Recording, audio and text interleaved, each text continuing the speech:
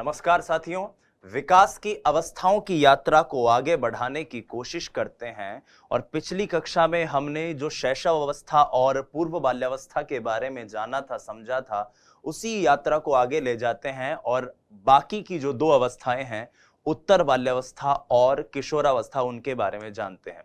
हालांकि मैं एक बार पुनः दोहरा दूं कि आपकी परीक्षा के दृष्टिकोण से, रीट की परीक्षा के दृष्टिकोण से जो सबसे महत्वपूर्ण अवस्थाएं हैं वो है शैशवावस्था, पूर्व बाल्यावस्था और उत्तर बाल्यावस्था। किशोरावस्था से ज्यादा सवाल रीट में नहीं आते। यही तीन अवस्थाएं हैं जिनसे ज्यादा सवाल आते हैं। तो अब बात करते हैं हम उत्तर बाल्यावस्था की।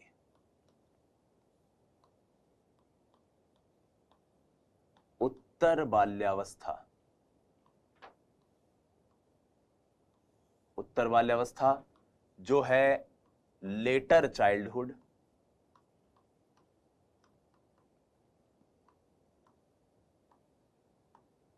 और उत्तर बाल्यावस्था होती है 6 से 12 वर्ष। वास्तविकता यह भी है कि जिसको हम बाल्यावस्था की विशेषताएं बोलते हैं, स्पेसिफिकली जब हम कभी कहें कि निम्न में से कौन सी बाल्यावस्था की विशेषता है, तो वहां पर हमें उत्तर बाल्यावस्था की विशेषताओं को ही ध्यान में रख के हमारे प्रश्न का उत्तर देना चाहिए। आइए अब इस यात्रा को प्रारंभ करते हैं। सबसे पहले हम उत्तर बाल्यावस्था के भी कुछ महत्वपूर्ण नामों को जानने की कोशिश करेंगे, क्योंकि सीधे सीधे नाम से भी प्रश्न आ जाता है। यहां इन नामों को जानने की प्रक्रिया में हम पूर्व बाल्यावस्था वाले रिवाइज भी करते हुए चलेंगे। देखो, पूर्व बाल्यावस्था को नाम दिया था सबसे पहले खिलौनों की अवस्था, खिलौनों से खेलने की अवस्था। इस अवस्था को कहा जाता है खेलने की अवस्था। खिलौनों से खेलने की नहीं, खेलने की अवस्था।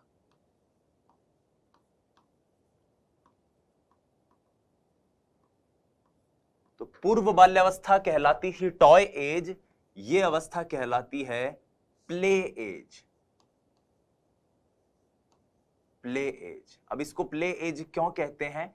क्योंकि वाइगोत्स्की ने कहा है कि प्ले का मतलब एक ऐसी सामूहिक गतिविधि से है जिसमें कोई कल्पना का प्रादुर्भाव हो और जिसके कुछ नियम कायदे हों। ये याद रखना, सबसे जरूरी खेल उसको कहा जाता है जिसमें कुछ नियम कायदे हों। छोटे बच्चे कुछ गुड्डे गुड़िया का खेल खेलते हैं, उसका कोई नियम नहीं होता, लेकिन बड़े बच्चे चाहे कबड्डी खेलो, चाहे खो खो खेलो, ये ऐसे खेल जब खेलते हैं, क्रिकेट खेलो, तो कुछ अपने नियम बनाकर खेलते हैं। तो इसीलिए इसे खेलने की अवस्था कहते हैं, नंबर एक। नंबर दो, इसे कहा जाता है, उसे कहा जाता था प्री स्कूल एज, विद्यालय पूर्व अवस्था।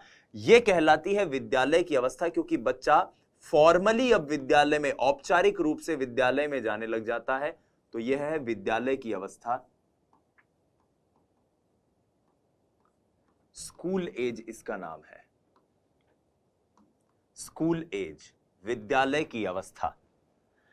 यह विद्यालय की अवस्था है। बच्चा विद्यालय जाएगा और विद्यालय जाएगा तो नए नए दोस्त बनेंगे, उसके नए दोस्त बनेंगे तो उसके विचारों पर उस चीज का प्रभाव पड़ेगा। इसलिए इसको टोली अवस्था, समूह अवस्था भी कहते हैं। समूह, टोली, दल अवस्था, कुछ भी नाम दिया जा सकता है हिंदी में, ठीक है। अंग्रेजी में नाम सिर्फ एक रहेगा और वो है गैंग एज। गैंग एज, ठीक है। समूह, टोली, दल अवस्था, गैंग एज। फिर इसके लिए एक नाम और इस्तेमाल होता है। वो नाम इसलिए इस्तेमाल होता है क्योंकि इस अवस्था में बच्चा स्कूल जाने लग गया, समूह, टोली, मां बाप के लिए अब बच्चा समस्या उत्पन्न नहीं करता, अब बच्चा एक तरह के उत्पात मचाने लग जाता है। तो इसीलिए मां बाप के दृष्टिकोण से इसे कहते हैं उत्पाती अवस्था। उत्पाती अवस्था। उत्पाती का मतलब ट्रबलसम एज। बच्चा उत्पात मचाता है और उत्पात मचाकर वो परेशान करता है, मार पीट के आ जाएगा, लड़ कूट कर आ जाएगा किसी को। तो इस तरह के उत्पात वो बच्चा मचाता है, इसलिए इसको उत्पाती अवस्था कहते हैं। अब जो मार पीट कर आएगा वो कपड़े भी फाड़ फूड़ के आ जाएगा, कभी गंदा होके आ जाएगा, कभी मिट्टी में लोटपोट होके आ जाएगा। इसीलिए इस अवस्था को डर्टी एज भी कहते हैं। डर्टी एज मतलब गंदी अवस्था। अब अवस्था गंदी नहीं होती, अवस्था में बच्चा गंदगी में रहना पसंद करता है, तो इसीलिए इसे गंदी अवस्था भी कहते हैं।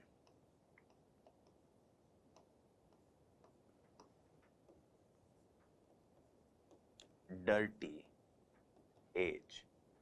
डर्टी एज जब कह रहे हैं, आपने देखा होगा अपन जब बच्चे थे क्या करते थे, ऐसे टायर चलाते रहते थे, खेलते खेलते कीचड़ में बॉल गिर जाती थी, उस बॉल को उठा लेते थे, फिर उस बॉल से वापस खेलने लग जाते थे। वो कीचड़ हाथ में लगा हुआ सूख गया है, उन्हीं हाथों से पानी पी लिया अपन ने, मतलब एकदम गंदगी में रहते थे, तो इसीलिए इसे गंदी अवस्था भी कहते हैं।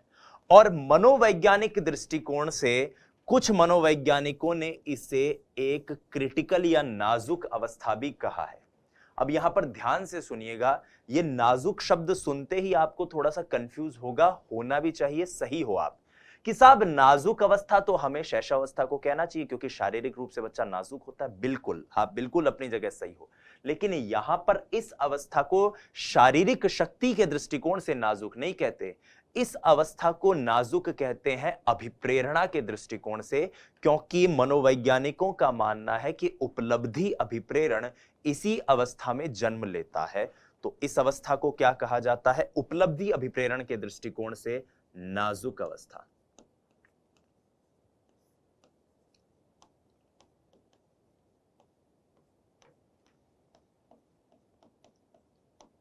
Critical as.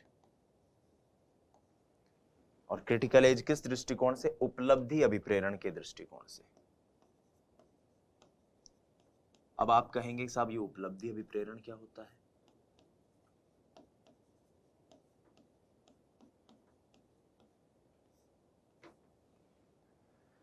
उपलब्धि अभिप्रेरण का मतलब होता है अचीवमेंट मोटिव।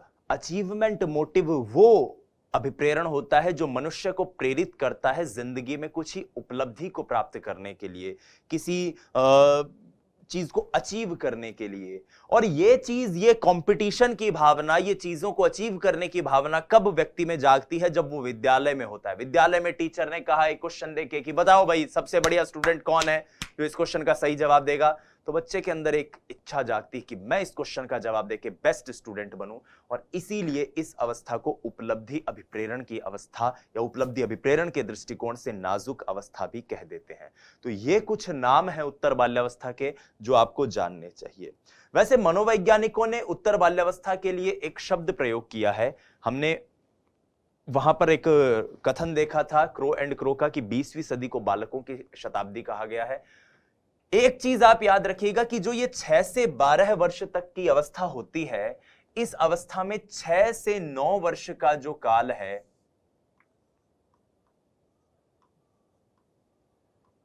इस 6 से 9 वर्ष के काल को कहा जाता है संचयन काल।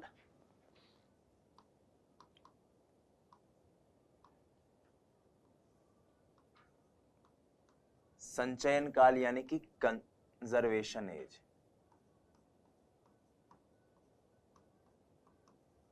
कंजर्वेशन पीरियड कह दो, एज कह दो, एक ही बात है। और 9 से 12 वर्ष की जो अवधि इसमें होती है, उस अवधि को कहते हैं परिपाक काल।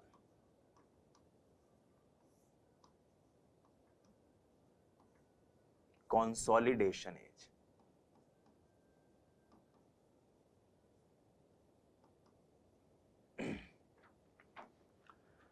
संचयन का मतलब, ये चीज याद रखिएगा, हमने पूर्व बाल्यावस्था में भी लिखा था कि विकास अब मंद गति से होने लग जाता है, लेकिन यहां तो वाकई में गति मंद हो जाती है, मंथर हो जाती है, शिथिल हो जाती है। और इसीलिए 6 से 9 वर्ष तक तो संचयन काल कहा गया है, और 9 से 12 वर्ष की अवधि को कहा जाता है परिपाक काल। वो समय जब बालक के अंदर जो शारीरिक विकास, मानसिक विकास अब तक हुए हैं, उनको वर्तुलाकार विकास की प्रक्रिया का सिद्धांत जो है उसका पालन करते हुए शरीर सुदृढ़ करे, मजबूत करे, कंसोलिडेट करे। इसीलिए इस अवस्था को 9 से 12 तक क्या कहा जाता है? Consolidation period. अब के अगर कोई प्रश्न आ जाए कि कंसोलिडेशन पीरियड किस अवस्था का भाग है, तो कंसोलिडेशन पीरियड भाग है आपके, बोलिए, उत्तर बाल्यावस्था का, या फिर यूं कहूं कि बाल्यावस्था का। अब आइए उत्तर बाल्यावस्था की कुछ विशेषताओं को जानने की कोशिश करते हैं। उत्तर बाल्यावस्था की विशेषताओं को जानने की कोशिश करते हैं। तो सबसे पहले उत्तर बाल्यावस्था की विशेषता, सबसे इंपॉर्टेंट विशेषताओं में से एक कि अब शारीरिक विकास जो है अपेक्षाकृत मंद गति से होता है। यहां पर वाकई में वो गति मंद दिखने लगती है, गति से होता है। बालक विद्यालय में जाता है, विद्यालय में उसको मिलता है समूह, और समूह से वो बड़ा प्रभावित होता है। उसको उसके दोस्त बड़े अच्छे लगते हैं। उसको माँ बाप से अब इतना प्यार नहीं होता जितना उसको उसके दोस्तों से होता है। दोस्तों के लिए वो कुछ भी कर सकता है। तो यहां पर समूह की प्रवृत्ति का विकास होता है,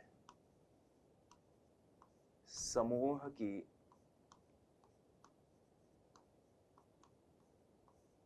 प्रवृत्ति का विकास। समूह के कारण ही उसमें बहिर्मुखी प्रवृत्ति आ जाती है, बच्चा बहिर्मुखी हो जाता है।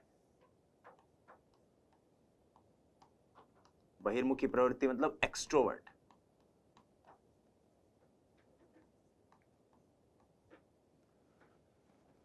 समूह के साथ खेलते हैं, समूह के साथ खेलते हैं। पहले बच्चा अकेला खेल रहा था, देखो अब कैसे खेलता है, वो समूह के साथ खेलता है। समूह के साथ खेलते हैं और खेल के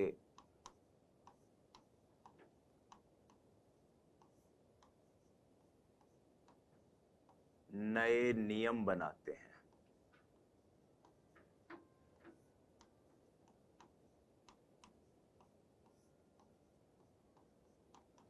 आपने भी अक्सर क्रिकेट वगैरह खेला होगा, तो ऐसे नियम बनाते होंगे कि भाई देखो दे दीवार का डायरेक्ट जाता ही आउट है, फलाने जी के घर पे लग गई तो आउट है, नाली को पार करते ही चौका हो जाएगा, है ना, one tip one hand out है।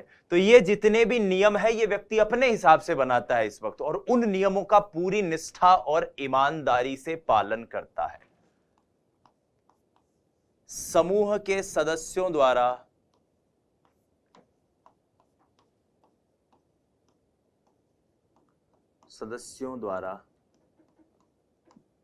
स्वीकृति के लिए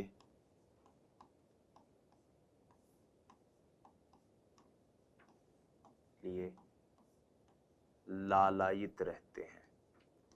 ये बात याद रखना, बच्चे अक्सर ऐसी जिद करते हैं कि मम्मी मेरे को मेला दिखाने ले चलो। मम्मी कहती है नहीं जाएंगे। अरे मेरे सारे दोस्त उनके आप लेके जा रहे हैं, आप क्यों नहीं लेके जा रहे हो? उसके लिए मेला देखना इंपॉर्टेंट नहीं है, इंपॉर्टेंट ये है कि सारे दोस्त देखकर आ गए हैं और मैं नहीं देख के आया, तो ये मेरे दोस्त मेरे बारे में क्या बोलेंगे, ये मेरे को ग्रुप आउट कर देंगे। तो ग्रुप के दोस्तों के बीच में वो बराबर का माहौल बना रहे, इसलिए आप चाहते हो वो सारी गतिविधियां हो।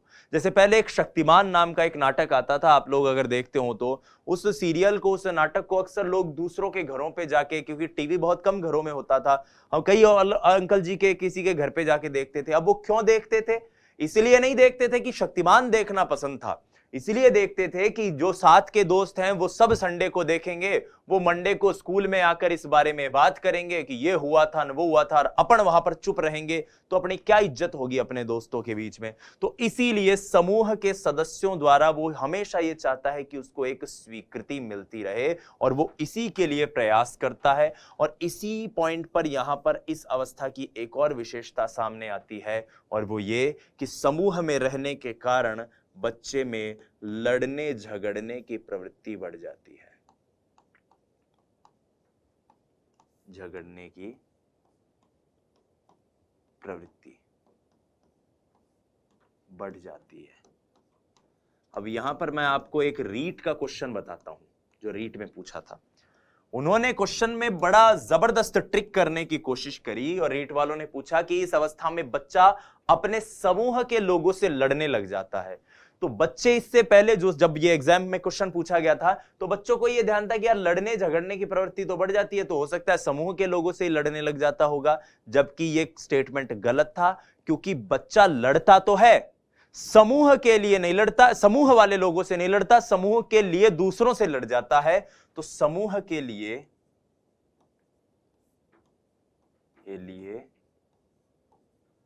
दूसरों से लड़ जाना, दूसरों से लड़ जाना, बाकियों से लड़ने की प्रवृत्ति समूह में रहने के कारण, समूह के लोगों के साथ रहने के कारण आ जाती है। तो दूसरों के लिए से लड़ जाता है, वो किसके लिए? समूह के लिए।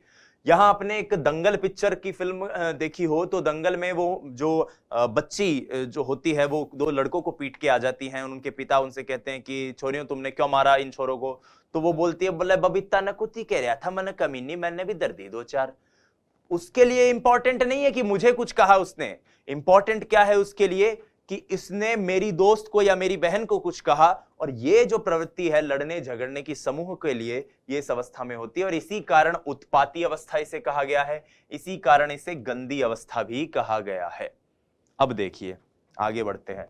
इस अवस्था की एक और खासियत है कि इस अवस्था में बालक जो है उसमें संग्रहण की प्रवृत्ति बढ़ती है। संग्रह करने की प्रवृत्ति का विकास। संग्रह करने की प्रवृत्ति मतलब जैसे बच्चे इस अवस्था में करते हैं ना, अब छोटी छोटी जो बच्चियां होती है वो गट्टे इकट्ठे कर लेती हैं, बच्चे जो होते हैं वो कोई डाक टिकट इकट्ठे करते हैं, कुछ बच्चे इस अवस्था के अंदर ये अपने कंचे इकट्ठे करते हैं। हम गांव में थे तो वो बजरी का जब कोई ट्रक या कोई ट्रैक्टर आके अनलोड होता था तो उस बजरी में चुगने लग जाते थे कि इसके अंदर से शंख निकलेंगे, और हम शंख इकट्ठे करने लग जाते थे। तो इस तरह से संग्रह करने की प्रवृत्ति जो है बच्चों में होती है। डाक टिकट बोल दो, डाक टिकट के अलावा और क्या कह सकते हैं अपन? कंचे, स्टैंप आदि। तो इस तरह की चीजें बच्चे इस अवस्था में इकट्ठे करने की कोशिश करते हैं, और यही संग्रहण करने की प्रवृत्ति इस अवस्था में पाई जाती है। इस अवस्था में बालक इधर उधर घूमते रहते हैं। समूह सॉरी जो ये दोस्त हैं इनके, इन दोस्तों के साथ समूह के साथ घूमेंगे तो यहां पर निरुद्देश्य घूमने की प्रवृत्ति बड़ी बढ़ती है। कौन सी प्रवृत्ति? निरुद्देश्य घूमने की प्रवृत्ति और नई खोज करने की प्रवृत्ति। दोस्तों के साथ इधर उधर घूम गए, कोई यार वहां पर देख उस टीले पर चलते हैं, आज अपने में से कौन चलेगा, अरे कूद गए दोस्तों के साथ टीले पे। तो नई खोज करने की प्रवृत्ति भी इस अवस्था में आती है। नई खोज करने की प्रवृत्ति, ठीक है। नई खोज करने की प्रवृत्ति इस अवस्था में देखने को मिलती है। निरुद्देश्य घूमने की प्रवृत्ति इस अवस्था में देखने को मिलती है। इस अवस्था के अंदर एक और चीज है जो आपको याद रखनी है, और वो ये है कि काम प्रवृत्ति की सुसुप्तावस्था की अवस्था है ये। देखो, काम प्रवृत्ति की तीव्रता कब थी? शैशवावस्था में। काम प्रवृत्ति की सुषुप्तावस्था कब आएगी? उत्तर बाल्यावस्था में या बाल्यावस्था में। और काम प्रवृत्ति की परिपक्वता की, पूर्णतः परिपक्वता की अवस्था कौन सी हो जाएगी? अगली अवस्था किशोरावस्था। तो इसको काम वासना की सुप्तावस्था या काम प्रवृत्ति की सुसुप्तावस्था भी कहते हैं। कि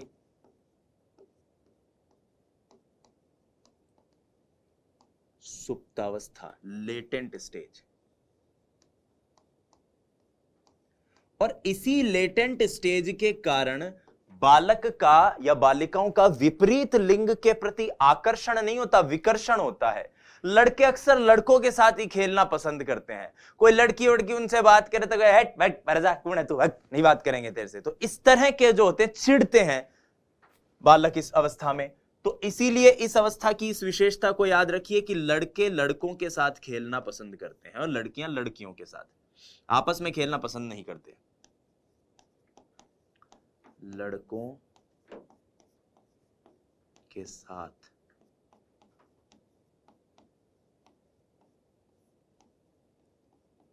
खेलते हैं, लड़के लड़कों के साथ खेलते हैं। इसीलिए इस अवस्था में समलैंगिक भावना या फिर समलैंगिक जो लगाव है वो देखने को मिलता है।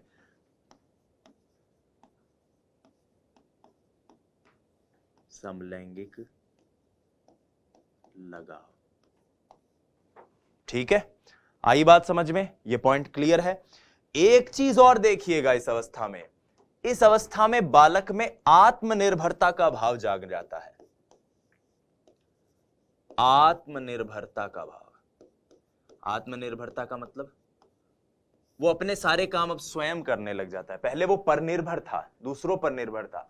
पूर्व बाल्यावस्था में भी कुछ महत्वपूर्ण चीजें थी, जैसे जूते की लेस बांधना, ऐसे काम तो वो नहीं कर पाता था इस अवस्था में भी। लेकिन जब वो उत्तर बाल्यावस्था में आ जाता है तब वो एक तरह से आत्मनिर्भर हो जाता है। तब उसे लगता है कि यार मैं अपने काम अब स्वयं कर सकता हूं, व्यक्तिगत जिम्मेदारियां निभाने लग जाता है वो, और इस कारण उसे यह लगने लग जाता है कि मैं बड़ा हो गया हूं। उसे क्या लगने लग जाता है कि मैं बड़ा हो गया हूं। अब आप इस प्रश्न का जवाब दीजिए कि बच्चे को जो ये लग रहा है कि मेरे अंदर आत्मनिर्भरता आ गई है, मैं जो बड़ा हो गया हूं, क्या ये सही बात है? क्या सच में ही वो बड़ा हो जाता है? नहीं। उसको अगर घर वाले कह रहे हैं कि जा बाजार से सामान लेके आ जा, आलू लेके आ जा 1 किलो, तो उसको लगता है कि देखो कितनी जिम्मेदारी का काम दिया मेरे को, मुझे बोला गया ये काम करने के लिए। जबकि ऐसा वास्तव में होता नहीं है, वो अभी भी बालक ही होता है, लेकिन उसको पता नहीं होता इस बात का। इसलिए रॉस बाबू ने इस अवस्था को, बाल्यावस्था को, मिथ्या परिपक्वता की, स्यूडो मैच्योरिटी की अवस्था कहा। ठीक है, मिथ्या परिपक्वता, मिथ्या परिपक्वता की अवस्था इसे रॉस बाबू ने कहा। और मिथ्या परिपक्वता का मतलब है स्यूडो मैच्योरिटी।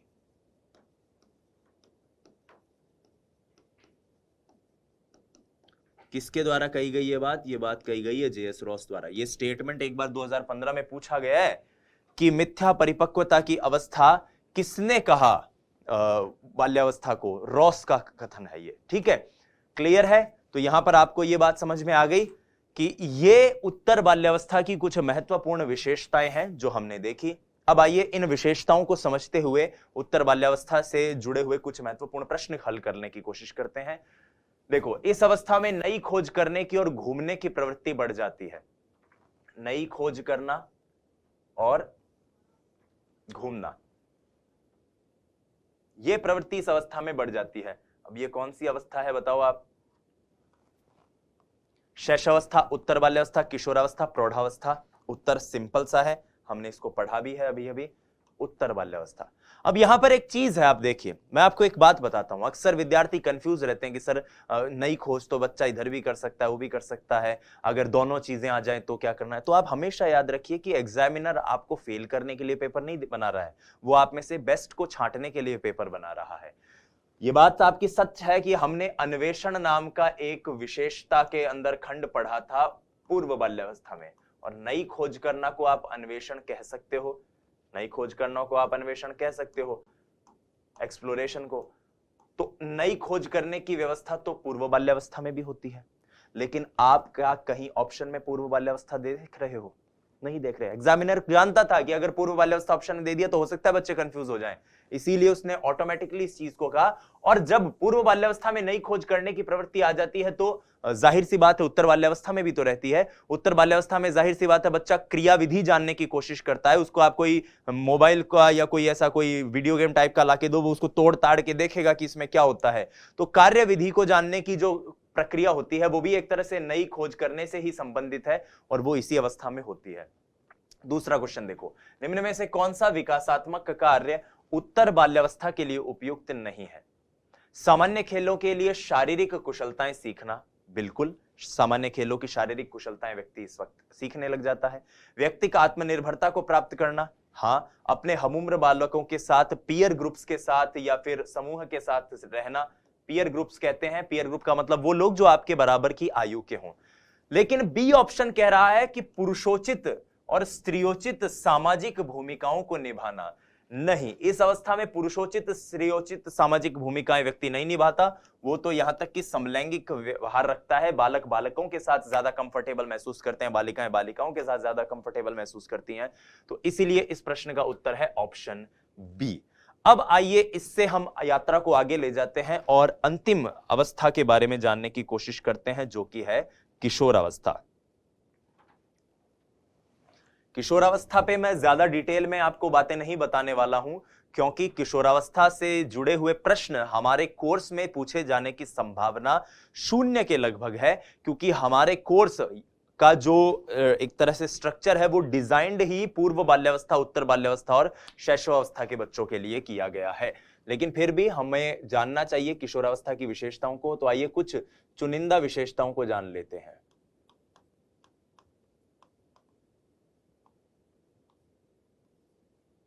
किशोरावस्था, एडोलेसेंस,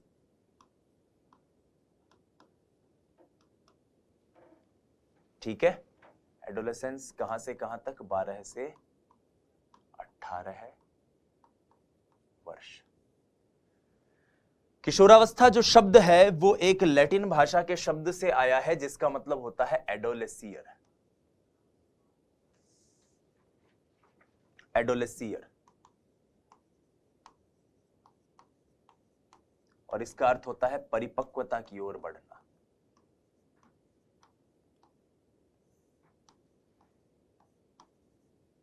और बढ़ना, to grow up to maturity, परिपक्वता की ओर बढ़ना। एक महान मनोवैज्ञानिक हुए हैं जिनका नाम होता है जी स्टैनले हॉल। उन्होंने सबसे ज्यादा किशोरावस्था पर शोध किए हैं, रिसर्च किया है, अध्ययन किया है।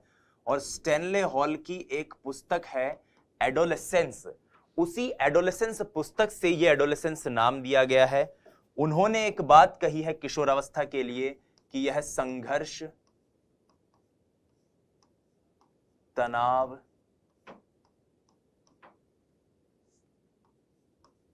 तूफान और विद्रोह की अवस्था है।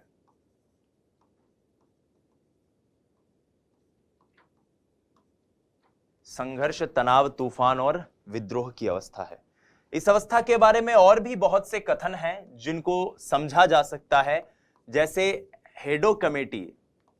इंग्लैंड में जो हेडो कमेटी एडोलेसेंस की अध्ययन के लिए तैयार हुई थी, उस हेडो कमेटी का कथन था कि 11-12 वर्ष की उम्र में बच्चों के शरीर में एक ज्वार उठना प्रारंभ हो जाता है, नसों में एक ज्वार उठना प्रारंभ हो जाता है, और अगर उसका सही समय पर उपयोग किया जाए, उसको सही दशा दी जाए, तो उससे व्यक्ति से या उस व्यक्ति को बहुत ही सकारात्मक और सृजनात्मक कार्यों की ओर हम मोड़ सकते हैं। तो ये हेडो कमेटी का भी एक कथन है। ऐसे कई मनोवैज्ञानिकों के कथन है। कुछ लोग इसको, किशोरावस्था को अपराध प्रवृत्ति के विकास की अवस्था कहते हैं, जैसे वैलेंटाइन का कथन है कि किशोरावस्था अपराध प्रवृत्ति के विकास का कथन है। कॉलसेनिक मानते हैं कि किशोर प्रौढ़ों को अपने विकास में बाधा मानता है। तो इस प्रकार से बहुत सारे मनोवैज्ञानिकों के कथन कहे जा सकते हैं, पढ़े जा सकते हैं, लेकिन हमें सिर्फ और सिर्फ लिमिटेड चीजों को समझना है, क्योंकि ये हमारे डिस्कोर्स का इतना महत्वपूर्ण हिस्सा नहीं है। आइए अब किशोरावस्था की कुछ महत्वपूर्ण विशेषताओं को जान लेते हैं। तो सबसे पहले तो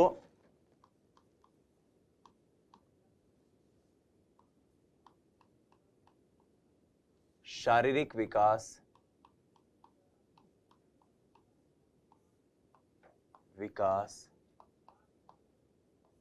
की पूर्णता,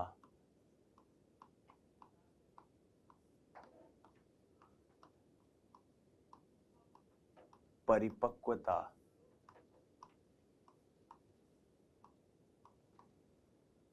की अवस्था।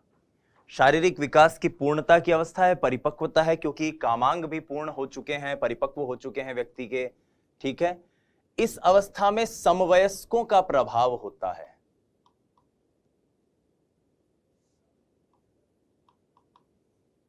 समवयस्कों का प्रभाव दृष्टिगत होता है।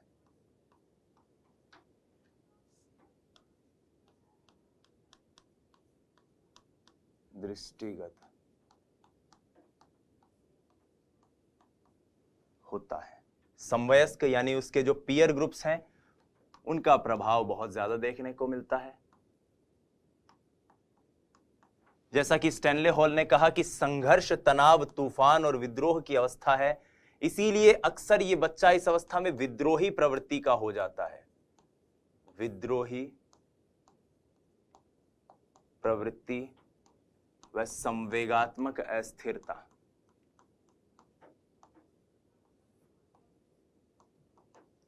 बच्चों को अक्सर इस अवस्था में परेशान देखा जाता है कि क्या करें क्या नहीं करें, कॉमर्स लें साइंस लें, तो व्यवसाय का संकट इस अवस्था में रहता है। व्यवसाय का संकट। इस अवस्था में बालक अपनी स्वतंत्र पहचान बनाना चाहता है, तो इसे पहचान का संकट के नाम से भी जानते हैं। हालांकि पहचान के संकट पर हम विस्तार से बात करेंगे एरिक एरिक्सन का जो मनोसामाजिक विकास का सिद्धांत है उसके अंतर्गत। तो लेकिन फिर भी आपको पता होना चाहिए कि पहचान का संकट इस अवस्था में रहता है, आइडेंटिटी क्राइसिस।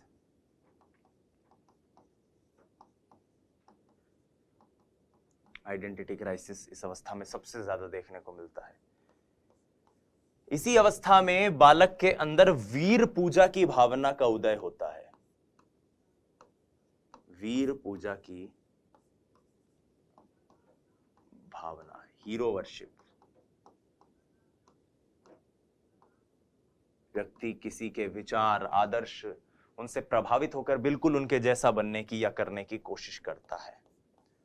इसी वीर पूजा के साथ साथ आप इस अवस्था में एक देख सकते हैं कि सामूहिकता का, आदर्शवाद का भाव देखने को मिलता है। आदर्शवाद का भाव।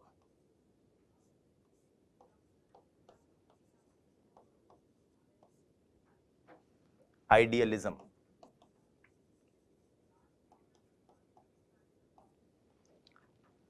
इस अवस्था में बालक प्रौढ़ों को अपने विकास में बाधा मानता है और इसी कारण मां बाप से एक तरह का विद्रोह होता है। तो प्रौढ़ों को विकास में बाधा मानना, विकास में बाधा समझना कि मां बाप तो एक तरह का हर्डल है, एक तरह की बाधा है।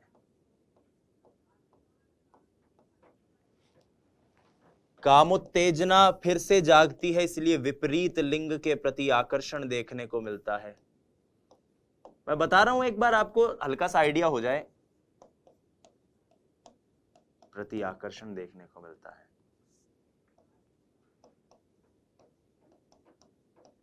और एक विशेष प्रकार का अहम केंद्रवाद डेविड एलकाइंड उसके बात करते हैं। तो एक विशेष प्रकार का स्वकेंद्रित व्यवहार, अहम केंद्रवाद भी देखने को मिलता है। बस ये आपको कुछ चीजें हैं जो मोटे मोटे तौर पर याद रखनी है किशोरावस्था के बारे में। अब आइए एक बार किशोरावस्था की इन महत्वपूर्ण विशेषताओं को और पूर्व बाल्यावस्था की, माफ कीजिएगा, उत्तर बाल्यावस्था की इन महत्वपूर्ण विशेषताओं को देखने की कोशिश करते हैं जो हमने इस वीडियो में समझी। सबसे पहले हमने उत्तर बाल्यावस्था को जाना खेलने की अवस्था के बारे में के रूप में, प्ले एज, विद्यालय की अवस्था, स्कूल एज, गैंग एज, टोली अवस्था, उत्पाती अवस्था, माँ बाप के लिए है ये, ट्रबलसम एज, गंदी अवस्था क्योंकि गंदगी में रहता है, नाजुक अवस्था उपलब्धि अभिप्रेरण के दृष्टिकोण से 6 से 9 वर्ष का संचयन काल है और 9 से 12 का परिपाक अवस्था है। विकास अपेक्षाकृत मंद गति से होगा, समूह की प्रवृत्ति का विकास होगा, बहिर्मुखी प्रवृत्ति हो जाएगी, समूह के साथ खेलते हैं, खेल के नए नियम बनाते हैं, समूह के सदस्यों द्वारा स्वीकृति के लिए लालायित रहते हैं, लड़ने झगड़ने की प्रवृत्ति बहुत बढ़ जाती है, संग्रहण करने की जो एक प्रवृत्ति है वो इसमें आती है, निरुद्देश्य घूमने की प्रवृत्ति, नई खोज करने की प्रवृत्ति रहती है, काम प्रवृत्ति इस वक्त सुप्त रहती है, आत्मनिर्भरता की इसमें भावना जगती है जिसको रॉस ने मिथ्या परिपक्वता के नाम से संबोधित किया था। इसको लेकर हमने कुछ प्रश्न भी देखे थे और फिर हमने बात करी किशोरावस्था की जिसको एडोलेसेंस कहा जाता है, परिपक्वता की ओर बढ़ना। उसके बाद हमने किशोरावस्था की विशेषताएं देखी, शारीरिक विकास की पूर्णता या परिपक्वता की अवस्था, समवयस्कों का प्रभाव इस अवस्था में होता है, विद्रोही प्रवृत्ति या संवेगात्मक अस्थिरता देखने को मिलती है, व्यवसाय का संकट इस अवस्था में बालक में होता है, पहचान का संकट होता है, वीर पूजा की भावना, आदर्शवाद का भाव, प्रौढ़ों को अपने विकास में बच्चा बाधा समझता है, विपरीत लिंग के प्रति आकर्षण इस अवस्था में देखने को मिलता है, स्व केंद्रित व्यवहार और आत्म केंद्रित व्यवहार देखने को मिलता है। प्रिय विद्यार्थियों, यहां पर हम विकास की अवस्थाओं को खत्म कर चुके हैं। अब अगली वीडियो में हम विकास के महत्वपूर्ण आयाम समझेंगे। जो सबसे ज्यादा महत्वपूर्ण आयाम है जिनसे प्रश्न बनने की संभावना रहती है, उसमें शारीरिक विकास है, मानसिक विकास है, संज्ञानात्मक विकास है, मनोसामाजिक विकास है और नैतिक विकास है। इनको हम डिटेल में समझने की कोशिश करेंगे और फिर हम वंशक्रम और वातावरण की भूमिका को जानने की कोशिश करेंगे। बहुत बहुत धन्यवाद, आप इस वीडियो लेक्चर से जुड़े। नमस्कार, जय हिंद, वंदे मातरम। स्वस्थ रहिए, मस्त रहिए, अपनी तैयारी में व्यस्त रहिए। नमस्कार।